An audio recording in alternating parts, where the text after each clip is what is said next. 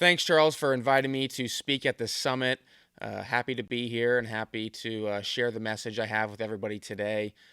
Today, I'm going to be talking about purpose, and I'm going to share a story about an experience that I had and how I went about finding my own purpose in my life in a little bit. But first off, I just wanted to say that I think that purpose is something that is subjective in the sense that it doesn't look the same for everybody. For some, they may feel their purpose is their career. For others, it's being a parent. It's being a coach. Maybe it's volunteering at a something in your community. So it doesn't have to be anything monetary. It can be just something that you feel in your heart that you need to do in order to make the world a little bit of a better place. Or it could be something that you just enjoy doing for the sake of doing it. Like that, there's nothing wrong with that either. I think for me personally, I was able to find my purpose pretty early in my life, which I'm very grateful for. My entire life, I've been a baseball player, and I've loved playing baseball. And when I was 25 years old, I knew that my career was coming to an end, and I didn't really have any idea what I wanted to do. I felt like my identity was ripped from me because I was done playing, but didn't have a purpose. And I felt pretty lost and a little bit depressed because of not having that purpose. Up to that point, it was always purpose was making it to the major leagues and playing baseball, and I didn't have that. And so I was like, man, this is what it must feel like for people out there who aren't chasing a dream, aren't having something that they can look forward to on a daily basis, or something getting them out of bed. And luckily, one of my buddies was a high school baseball coach at the time. And I didn't ever want to get into coaching at all. I had no desire to be a coach or get involved in the game in any sort of capacity. But he was the varsity coach, and it was a small school. He didn't have a JV coach at all. And so he asked me if I'd be willing to help and become the JV coach. And I was like, man, it's like $2,000 for the year, and any high school coaches out there can attest to. I was like, you're probably losing money, but at the time I had nothing better going on, and honestly, I just needed something to get me out of bed because I had no reason, I had no purpose, and so I accepted the job. And I to this day, the most fun I've ever had coaching. I've been able to coach in professional baseball with the Baltimore Orioles, and been able to work with a lot of great players, during my time there. But to this day, that was the most fun I've ever had coaching a team.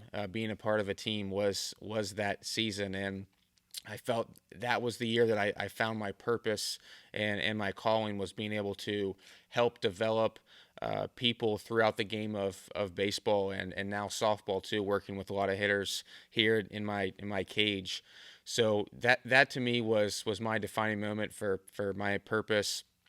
I've absolutely loved it ever since then, and it's something that I'm grateful for. It really is. And it's not to say that there aren't other reasons. I have a purpose of my purpose of being a good son or a good brother. Like those of course are at the top of my list. But I just think that from a personal standpoint, I felt like it was a calling in a sense, where I was like, man, like this is what I want to do for the rest of my life, and it's something that was very special to me. But I don't necessarily think that same type of purpose is necessary for everybody. It maybe for others, it's finding that purpose in your community. And they did a study, not a study, but they did a lot of research on people who live to be 100 years old. And one of the things that they found is people had a sense of belonging, a sense of being a part of community. They had a purpose all the way up until they died. I think the research was study of people who lived to be like 100 years old.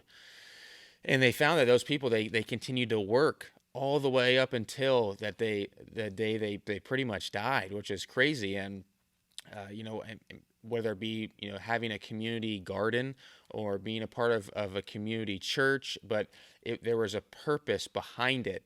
There was a reason for them to get up every single day. And so it's something that helps your mental health. It helps your relationships. It helps, just every part of you. If you want to reach your potential, having a purpose is extremely important. And again, they've done the studies and research, people who've lived the longest, people who are the happiest. It's not necessarily about how much money you make. I mean, because you can look at somebody like Elon Musk, who has all the money in the world, and yet he still works 16-hour days, on a regular basis. So clearly he has a purpose too, and that's driving him. Whether you agree with it or not, that's up to you. But I always just think it's interesting that the people who have a purpose, they're not doing it for the short-term gains. They're not doing it solely to make money. They're doing it for a deeper reason. And I think, I'll leave it at that. Finding your purpose is extremely important, but I think you have to be patient, and it doesn't always have to be in the sense of money. It doesn't have to be in the sense of even a career. It can be something completely different, but it's what gets you out of bed on the days when you don't want to have to go through the regular 9 to 5 grind, when you don't have to go through the to-do list, or it's something that's deeper than that. That whatever that is, that's your purpose. And for me, I'm very lucky to have found mine, and hopefully you can too if you haven't already.